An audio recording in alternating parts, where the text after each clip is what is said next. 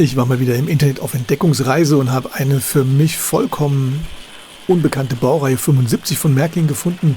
Wechselstromausführung, eine Lokomotive, die ich bis hierhin überhaupt nicht kannte. Sehr interessant von der Optik her. Ich habe jetzt ein bisschen recherchiert und habe ein paar Vermutungen und hoffe aber, dass nach diesem Video mir der eine oder andere vielleicht da ein paar mehr Informationen bringt, weil er vielleicht mehr Ahnung hat, was das damals für ein Modell war oder was für eine Kombination da zustande gekommen ist. Ich habe gefunden hier Märklin H0 Dampflok 075 gebraucht, soll das wahrscheinlich heißen, für 38 € plus 4,50 € Versand, und war erstmal sehr angetan von der Lokomotive, weil ich ein solches Gehäuse bis jetzt von Märklin überhaupt nicht kannte. Definitiv auch eine Dreileiter-Ausführung, was man hier auf dem ersten Foto unschwer erkennen kann, anhand des Schleifers, den wir hier unten drunter sehen können. Ich habe mich dann erstmal in den Märklin-Katalogen auf die Suche gemacht nach einer Baureihe 75 und die erste, die mir hier sozusagen untergekommen ist, ist die 3312 bzw. die 3313 von Märklin, die ab 1984 bzw. 1985 auf den Markt kam, aber definitiv hier auf jeden Fall ein komplett anderes Gehäuse drauf hat. Und weitere Varianten der Baureihe 75 vorher habe ich überhaupt nichts gefunden und spätere Varianten sind dann auch aktuellere Ausführungen. Die Lokomotive war natürlich dann ohne Packung, ohne alles, also auch keinerlei Beschreibung dabei, ist dann in der Zwischenzeit bei mir zu Hause angekommen und hier sind dann die ersten Fotos. Für mich ein sehr interessantes Modell. Hier habt ihr erstmal die Variante von vorne links, auf dem nächsten Bild dann mal von vorne rechts fotografiert und die Lokomotive dann hier von hinten, und was einem dann gleich ins Auge fällt, wir haben hier hinten 3 Leuchten in der Rückwand eingebaut. Und was hier so aussieht, als wenn die Lampen von innen beleuchtet sind, sind in Wirklichkeit wie so eingesetzte kleine Strasssteinchen, die je nachdem, wie das Licht da drauf fällt, das so reflektieren, dass es aussieht, als wenn die Lokomotive jetzt gerade rückwärts fährt und die Beleuchtung eingeschaltet hat. Ich bin dann hingegangen anhand der Baureihennummer hier auf der Seite aufgedruckt, die 75582, und habe das einfach mal eingegeben und da bin ich dann auf ein Gützold-Gehäuse gestoßen. Habe diese Lokomotive hier mal fotografiert und hier seht ihr im oberen Bild, das ist die Original Gützold-Lokomotive und unten die Märklin-Lokomotive, die jetzt bei mir zu Hause gelandet ist. Von daher ist das Gehäuse wohl passend, aber wenn ihr euch unten das Fahrgestell anguckt, dann sieht man, dass das definitiv nicht dem Gützold-Fahrgestell entspricht. Das heißt, wir haben jetzt wahrscheinlich hier keine Gützold-Lokomotive erwischt, die einfach auf Wechselstrom umgebaut wurde, sondern da ist irgendwas anderes angekommen. Und vom Fahrgestell her kommen dann eigentlich von Märklin hier 2 Lokomotiven in Frage, und zwar einmal die 3095, die Baureihe 74, und die 3003, die Baureihe 24 von Märklin, denn diese haben beide das gleiche Fahrgestell, und ihr seht hier oben die neu angekommene Baureihe 75 und unten die 74, dass das da schon ziemlich ähnlich sieht. Hier habe ich dann nochmal die 3003 im oberen Bild und die 3095 im unteren Bild. Das sind die Varianten ab 1975, denn diese haben dann auch auf der mittleren Treibachse dieses große Gegengewicht. Und hier sind nochmal die beiden Fotos aus dem 1977er Katalog. Und diese beiden Fahrgestelle müssten dann eigentlich dieser Baureihe 75 entsprechen. Ich habe dann nochmal geschaut, und zwar die Firma Gützold hat eine Baureihe 75, Nummer 539 ab 1963 wohl verkauft und angeboten in verschiedenen Varianten. Damals ein Fahrgestell der Gützold Baureihe 24 dafür verwendet. Diese Baureihennummer, die 75539, hat sich dann irgendwann geändert in die 75582, wie ich sie habe. Und von den Motoren hat Gützold damals wohl auf Pico-Motoren hauptsächlich zurückgegriffen. Da gab es dann wohl verschiedene Varianten, die eingebaut wurden. Das seht ihr hier schon mal im Bild. Und Gützold hat da wohl keine eigenen Motoren verbaut oder hergestellt. Wenn ich bei meiner Lokomotive nun das Gehäuse abnehme, dann sieht das Ganze so aus. Das heißt, wir haben hier definitiv die Märklin-Technik drunter. Und irgendjemand hat dann diese Märklin-Lokomotive und das Gützold-Gehäuse wohl so angepasst, dass das Ganze zusammengepasst hat.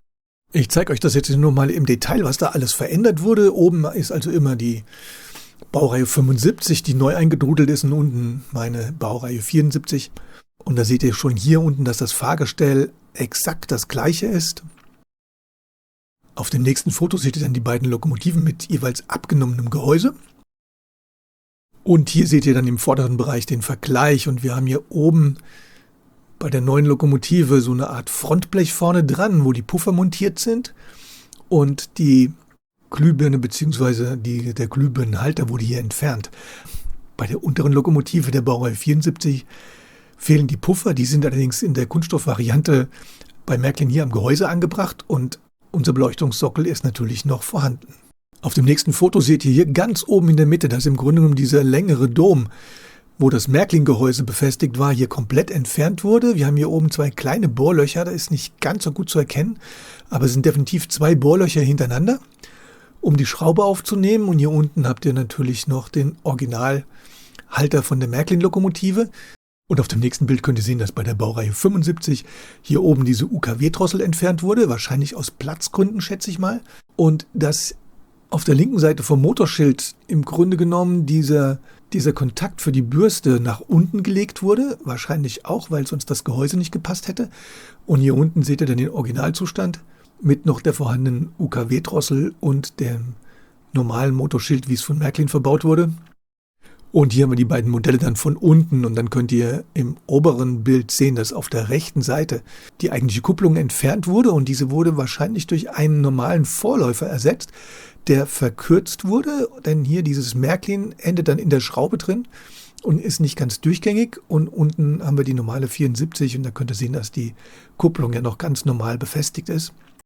Und um den Nachläufer nochmal besser zu zeigen, das Ganze nochmal hier fotografiert. Das heißt, wir haben hier eine dicke Feder drin. Ich würde sagen, es ist nicht der gleiche Vorläufer, der hier verbaut wurde, sondern es ist wahrscheinlich von einem anderen Modell. Aber da kenne ich mich leider nicht aus, von welcher Lokomotive das sein könnte. Auf jeden Fall wurde er hier wohl einfach umgearbeitet.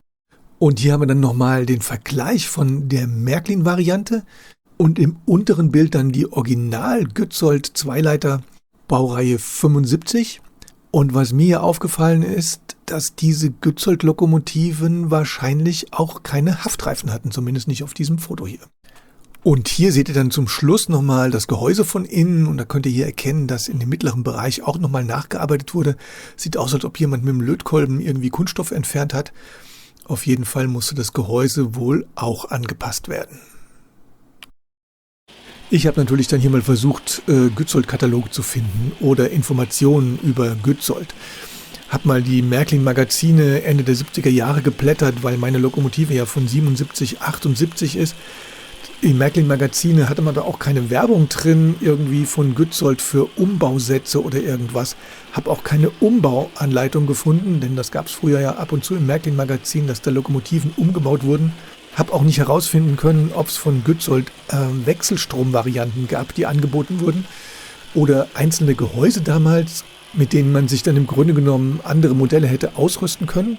Deswegen würde mich hier interessieren, weiß denn irgendjemand, ob es, wie gesagt, Umbausätze gab, wo diese Teile angeboten wurden oder ob diese Teile dann, diese Nachläufer zum Beispiel, oder diese Frontblende vorne mit den Puffern als Ersatzteile angeboten wurde und jeder hat mal gebastelt. Es ist so, dass es eine weitere Lokomotive aktuell jetzt gibt bei eBay, die verkauft wird mit der alten Variante. Das heißt, das Gehäuse von der 75 539 von Gützold wird heute für schlappe 200 € angeboten. Und derjenige ist sich wahrscheinlich auch nicht ganz sicher, ob es eine Märklin-Lokomotive ist oder ob das eine Gützold-Lokomotive ist. Deswegen bringt uns das leider auch keine Klarheit. Und deswegen bin ich sehr gespannt, ob wir hier ein bisschen Licht ins Dunkel bringen. Ich bin jetzt erstmal froh, dass es keine Wechselstrom-Variante von Gützold ist, sondern dass unten die Märklin-Technik drin steckt. Einfach weil es die Baureihe 24 oder 74 ist und das ist halt ein sehr robustes Modell. Die Ersatzteile dafür sind zu kriegen. Jeder von uns weiß noch, wie man die Lokomotive säubert, reinigt oder wieder mal wartet. Und von daher bin ich eigentlich angenehm überrascht, dass es eine Märklin-Lok ist mit einem falschen Gehäuse. Dass das Ganze jetzt natürlich nicht perfekt ist, ist mir schon klar. Weiß auch nicht, ob das korrekt ist mit dem einen Frontlicht vorne, denn die Gützold-Lokomotive hat ja insgesamt 3 Frontlichter gehabt. Und das Ganze wird natürlich hier nicht einer Originallokomotive entsprechen. Aber für mich ist das eine schöne Abwechslung, hier mal ein ungewöhnliches Modell mit einem ungewöhnlichen Gehäuse auf der Anlage zu haben. Und es freut mich sehr, dass ich diese Lokomotive hier erwischt habe. Für weitere Informationen schreibt es mir gerne in die Kommentare. Ich würde mich sehr, sehr freuen, wenn ihr hier mehr zu dem Thema wisst. Ich danke euch erstmal wieder fürs Zuschauen. Demnächst gibt es dann wieder mehr und bis bald.